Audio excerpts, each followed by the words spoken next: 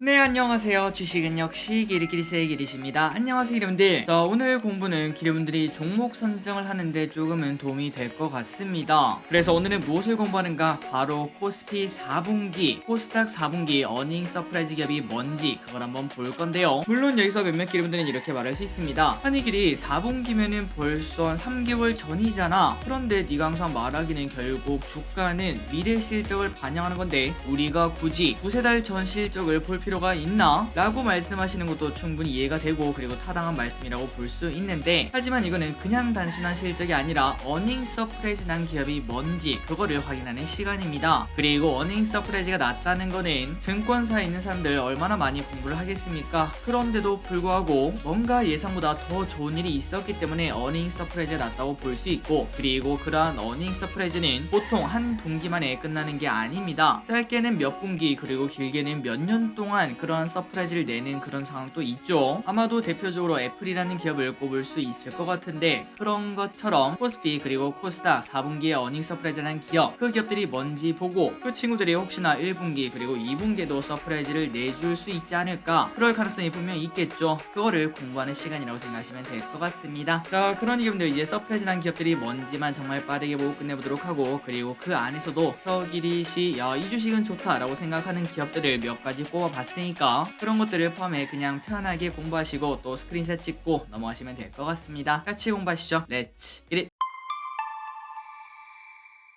자, 오늘 내용은 조금 스피디하게 넘어가도록 하겠습니다. 다룰 내용이 뭐 그렇게 깊진 않은데 근데 내용 자체는 좀 많더라고요. 빠르게 보자면은 바로 보도록 하겠습니다. 4분기 컨센서스 상회, 그러니까 어닝 서프라이즈 낸 기업들, 코스피에서 어닝 서프라이즈 낸 기업들 62개를 이렇게 확인할 수 있고요. 스크린샷 찍을 시간은 조금 뒤 마지막 영상 마지막에 시간 드릴 테니까 그건 나중에 찍으시면 될 거고, 어떻게 보는지만 말씀드리도록 하겠습니다. 일단 첫 번째는 종목, 그리고 그 기업의 산업, 4분기 영업이익이 얼마가 나왔는지, 그리고 컨센서스는 얼마였는지, 다음으로는 전년 동기, 그러니까 22년 4분기 실적이니까 21년 4분기 실적은 어땠는지 이렇게 나와 있는 걸 확인할 수 있고, 그리고 그 다음 칸은 컨센 대비 영업이익이 몇 프로나 잘 나왔나. 여기 보시면 1등이 제주항공이죠. 무려 500%나 더 잘 나온 완전 미친 듯한 서프라이즈가 나온 걸 확인할 수 있습니다. 그런데 방금 전에 본 기업들 많아도 너무 많죠. 그리고 컨센 대비 뭐 10% 오른 거 그 정도는 뭐 충분히 감안할 수 있을 것 같습니다.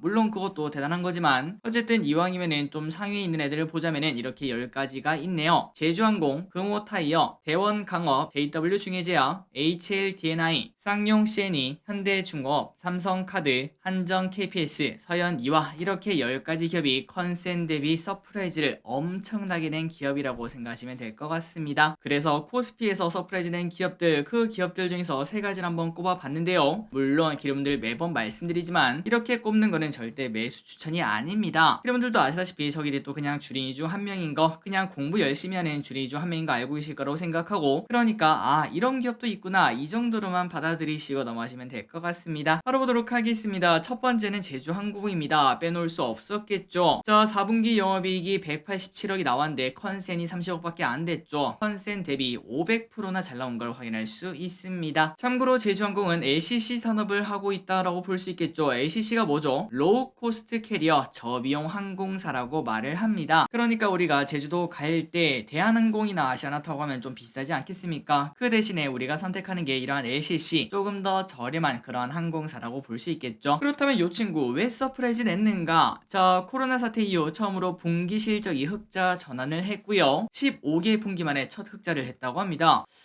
진짜 코로나 시국 때 진짜 힘들었겠네요. 이렇게 흑자 전환에 성공하게 되어서 진짜 다행입니다. 그런데 그 와중에 또 서프라이즈 낸 배경은 뭔가? 선제적 일본 노선 공급 확대, 그러니까 아직 회복이 다 되지 않았는데도 빠르게 이렇게 될 거를 예측하고 공급을 확대했다고 볼 수 있고, 그러다 보니까 실적이 빠르게 돌아왔다고 합니다. 그리고 단일 기종 운용을 통한 비용 효율화 전략을 썼고, 이 전략이 환율, 고유가 고금리 이러한 위기를 극복시켜줬다고 하네요. 자, 이거는 무슨 소리인지 아시겠죠? 뭐 비행기가 A라는 비행기, B라는 비행기, C라는 비행기가 전부 다 다른 종류면은 수리할 때도 뭔가 문제가 생기고 그 다음에 뭐 다른 것들 어쨌든 운용비용이 많이 들어갈 수밖에 없습니다. 하지만 전부 다 똑같은 비행기만 쓴다면은 당연히 운용비용이 줄어들 수밖에 없겠죠. 그래서 NH투자증권은 이렇게 말했습니다. 국제선 여객 운임이 지난해 3분기를 기점으로 급상승을 이어나가고 있다며 수요가 빠르게 증가하고 있다는 소리겠죠. 그래서 국제선 운임 상승으로 올해 급격한 영업이익 개선이 기대가 된다고 합니다. 그러다 보니까 조금 뒤에 보시면 아시겠지만 제주항공 주가 많이 올랐죠. 하지만 여기서 봐야 될 건 있다고 하는데 국제선 운임은 올해 1분기에 고점을 찍고 하향 사이클에 진입할 것으로 전망을 한다고 합니다. 아니 이게 무슨 소리야, 이제 회복 시작하는 거 아니야 라고 볼 수 있지만 그런데 1월 공급량이 이미 90%까지 회복이 된 바 있으며 이때까지는 진짜 괴물 같은 성장을 했지만 그런데 이제는 그 성장이 멈출 수밖에 없다라고 본다는 거겠죠. 추가적 이 개선 모멘텀도 약화될 것으로 분석이 된다고 합니다. 그래서 제주항공의 실적을 보시면은 작년까지는 적자였지만 올해는 흑자 전환에 성공하고 지금 현재 퍼는 12.5, 내년 예상 퍼는 12.7로 매출액은 성장한다고 예상하지만 그런데 영업이익은 닫혀 있는 걸 확인할 수 있죠. 그래서 최근 들어 제주항공 주가는 많이 올랐지만 요즘 조금 조정받는 이유가 이것 때문이 아닌가라고 볼 수 있습니다. 그러니까 선반영을 많이 했다고 볼 수 있는데 과연 앞으로는 제주항공이 어떻게 될지 여러분들이 한번 판단을 해보시면 좋을 것 같습니다. 그러니까 제주항공 등 이러한 항공사를 볼 때 운임 요금이 계속 높아지는지 이 부분이 매우 중요하다고 볼 수 있겠네요. 다음으로 농심을 보도록 하겠습니다. 요 녀석도 서프라이즈를 냈습니다. 4분기 영업이익이 463억, 컨센이 349억이었는데 컨센 대비 30%나 서프라이즈가 나왔고 이 농심은 뭐하는 기업인가? 뭐 당연히 알고 계실 거라고 생각해요. 그렇다면 농심 서프라이즈 낸 이유가 무엇인가? 해외 사업 성장 등에 따라 매출액이 증가를 했고 4분기부터 라면 및 스낵 판가 인상, 여러분들 아마 알고 계실 거라고 생각합니다. 작년부터 올해 초까지 음식료뿐만 아니라 전부 다 가격이 오르는 걸 확인할 수 있죠. 농심도 당연히 가격을 올렸었는데 그 효과가 반영이 되었다고 합니다. 그래서 SK증권은 뭐라고 했는가? 올해 강한 마진율 반등을 예상을 하고 있고요. 그러니까 똑같은 개수를 팔아도 많이 남는다는 소리입니다. 가격이 올랐기 때문이죠. 올해 상분기까지 마진율 개선 효과가 지속될 것으로 보이며 그리고 이에 맞춰서 원가율 하락도 긍정적인 포인트가 나타나기 때문에 역사적 신고가에 도전할 것이라고 분석을 했습니다. 그러니까 쭉쭉쭉 올라갈 수 있다는 소리겠죠. 또한 하나증권도 이렇게 말했습니다. 가격 인상과 북미 법인 증설 효과 등으로 실적 모멘텀이 부각될 것이라고 말했으며 글로벌화와 인수합병을 강조하며 올해는 확장으로 기우는 모습을 나타냈습니다. 그래서 농심의 실적을 보시면은 최근 들어 계속 급성장하고 있는 걸 확인할 수 있고 작년보다 올해 거의 10% 넘게 특히 영업이익은 50%가 성장하는 걸 체크할 수 있습니다. 말 그대로 괴물 같은 성장이라고 볼 수 있겠죠. 그래서 올해 예상퍼는 15 그리고 내년 예상퍼는 13.9. 그냥 음식료 하면은 뭔가 닫혀있는 산업이라서 이 정도면은 뭐 적정평가 아닙니까 라고도 말할 수 있지만 그런데 아까 봤다시피 지금 우리나라 음식료들은 해외로 진출하는 그런 흐름을 타고 있습니다. 물론 이게 얼마나 성공할지는 직접 가봐야 알겠지만 그러나 요즘 우리 K컬처가 전세계로 뻗어가고 있지 않겠습니까? 우리도 예를 들어 A라는 나라를 좋아하게 되면은 거기에 있는 뭐 가수가 좋아지고 드라마가 좋아지고 그리고 거기에 이어서 음식까지 좋아진다고 볼 수 있겠죠. 그 흐름을 혹시나 탄다면은 지금 가치는 충분히 저평가다라고 말을 할 수 있습니다. 그래서 농심의 차트를 보시면은 슬금슬금 계속 올라가는 걸 체크할 수 있습니다. 그리고 코스피에서 마지막 기업을 보도록 하겠습니다. 이제 이거 보고 코스닥 기업으로 넘어갈 건데요. 그래서 마지막 기업은 뭔가? 크래프톤입니다. 4분기 영업이익이 1200억이고 컨센이 1000억 원이니까 컨센 대비 25% 서프라이즈 나온 걸 확인할 수 있네요. 그렇다면 크래프톤은 뭐하는 기업인가? 바로 글로벌 게임 회사인데 게임 개발 및 퍼블리싱을 추사업으로 영위를 하고 있으며 산하에 총 7개 스튜디오를 보유하고 18개의 게임을 서비스하고 있습니다. 그런데 아마도 많은 기분들 게임주에 대해서 그렇게 전망이 밝진 않을 것 같은데요. 하지만 그 와중에도 서프라이즈 된 이유가 뭔가? 안정적 사업 운영과 비용 효율에 따른 영향이라고 합니다. 하지만 이 와중에 신작 칼리스토 프로토콜의 판매량은 시장 기대치를 완전 못 미쳤고 중국 게임 시장은 역성장했고 그리고 인도 서비스 중단 등으로 매출이 감소를 했다고 합니다. 그런데 우리가 크래프톤을 그렇다면 지금 공부를 해야 되는가? 하지만 좀 많이 아쉽습니다. 그 이유 올해 주요 기대작이 없으며 이게 진짜 중요하죠. 게임주 우리가 어떻게 투자한다고요? 맞습니다. 신작 게임이 나오기 전 그때부터 미리미리 공부해서 나중에 게임이 진짜 출시되기 전에는 오히려 매도할 때라는 거 매번 공부를 했었습니다. 물론 그 다음에 그 게임이 진짜 대박을 친다면 주가가 미친듯이 올라가는 걸 확인할 수 있지만 그 확률은 일단 그렇게 높지는 않고 그리고 그거는 게임 나오고 난 다음에 빠르게 우리가 플레이해보거나 아니면 평가를 보고 그때 다시 매수하는 전략을 쓸 수 있겠지만 하지만 그거보다는 항상 그 전에 주요 기대작이 나오기 전에 투자하는 게 가장 좋은 좋은 수익률을 냈다는 거 매번 공부를 해봤습니다. 그런데 크래프톤은 올해 주요 기대작이 없다는 거, 이게 가장 안 좋고요. 다만 이 와중에 기존 게임에 대한 콘텐츠 고도화 작업으로 안정적인 매출 흐름은 기대가 된다고 합니다. 그리고 플러스 주가 부양을 위해서일까요? 올해부터 25년까지 자기 주식을 2,800억 규모 이 정도로 취득 예정이라고 하며, 게다가 자사주를 취득한 다음에 그거를 그냥 들고 있는 게 아니라 올해 취득한 자사주는 모두 소각하고 24년부터 25년까지 취득한 자사주 중 60%는 소각할 예정이라고 합니다. 그래서 우리가 이걸 보면은 이건 주주를 위해서 열심히 노력하는 회사구나 라고도 말할 수 있는데, 하지만 신한금투는 여기에 대해서 부정적이라고 합니다. 야, 주주가치 재고는 좋아. 그런데 크래프톤은 사실 성장주 아니겠습니까? 지금 이 상황에 이런 소각이 아니라 그거를 빠르게 재투자해서 진짜 대박 게임을 뽑아내는 게 이런 크래프톤이 진짜 할 일이 아닌가라는 평가를 내릴 수 있다고 합니다. 개인적으로 저끼리 또 어느 정도 동의하는데, 우리가 크래프톤을 뭐 배당받으려고 투자하지는 않겠죠. 그래서 크래프톤은 이러한 평가가 있다는 거 참고하시면 될 것 같고, 그리고 이제 또 한 번 더 말씀드리자면은, 우리가 지금 이렇게 보고 있는 평가는 한두 달 지나면은 또 많이 바뀔 수 있습니다. 매번 시장 상황은 변하고, 그리고 미국 금리에 따라서 상황이 또 바뀌고, 뭐 중국에서 판호 개방 뭐 이런 얘기가 나오면은 또 상황이 바뀌는 게 주식시장의 특징이라고 볼 수 있기 때문에, 이것만 보고 이건 한 1년 동안 투자하면 안 되겠다 이렇게 판단하는 거는 조금 이른 선택이라는 것도 알려드리도록 하겠습니다. 어쨌든 크래프톤의 실적 성장은 이렇게 닫혀있는 걸 확인할 수 있고, 그래서 퍼도 매우 낮습니다. 올해 예상 퍼 15, 내년 예상 퍼 14로 신작 게임이 나오기 전까지는 일단 힘든 상황인 걸 확인할 수 있네요. 그렇다면 실적은 어떻게 될까요? 서프라이즈 냈는데 올라가고 있을까요? 아닙니다. 당연히 떨어지고 있겠죠. 지금보다 더 중요한 거는 미래인데, 미래 성장 가능성이 한 1년 동안은 좀 닫혀 있다 보니까 주가는 바닥을 기는 걸 확인할 수 있습니다. 그리고 코스피 서프라이즈 기업들을 봤는데 또 반대도 봐야겠죠. 컨센 대비 완전 박살난 기업은 뭐가 있는지 10가지 쓱 보고 가도록 하겠습니다. 스카이라이프, 포스코케미칼, 신성 ENG, DL, 대신증권, LG전자, 동아소시홀딩스, 한올바이오파마, 한화, 삼성증권 이렇게 10개가 있고, 두 가지 기업만 딱 보자면은 포스코케미칼이 왜 이렇게 안 좋았나? 그 이유는 주요 배터리 고객사가 연말 재고 조정에 나서며 양극재, 음극재 출하량이 줄고 원재료와 판가 간의 마진이 줄었기 때문에 이렇게 쇼크가 나왔다고 합니다. 그리고 LG전자는 경기 침체 직격탄을 맞았다고 하며, 하지만 이 와중에 기름들 차트 보시면 아실 겁니다. 주가 흐름은 우상향을 나타내고 있죠. 향후 실적에 대한 기대감, 그러니까 지금 바닥 쳤다 이러한 기대감이 나오며 LG전자의 주가는 슬금슬금 올라오고 있다고 합니다. 이 부분도 참고하시면 될 것 같습니다.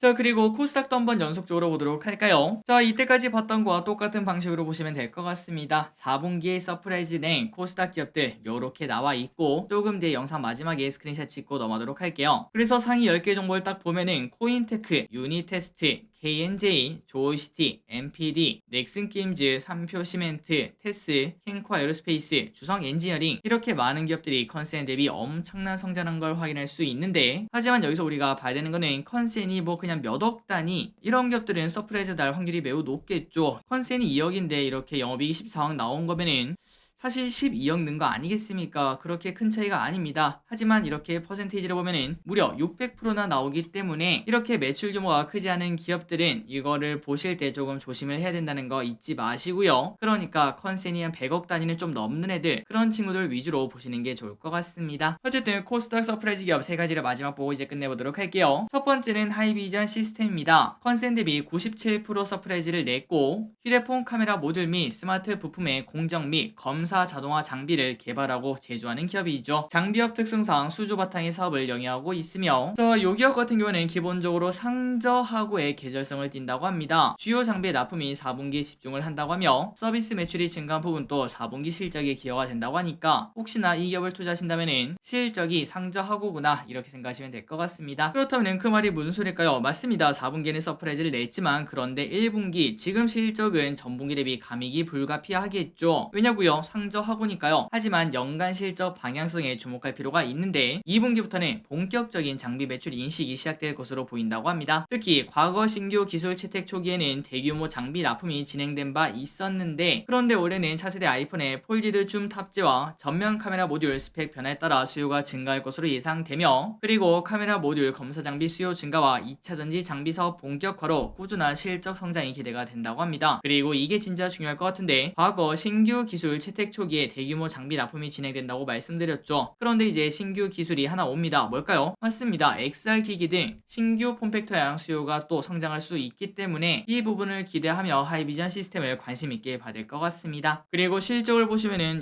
작년보다 올해 그냥 2배를 성장하는 걸 확인할 수 있는데 올해 예상퍼는 7.5.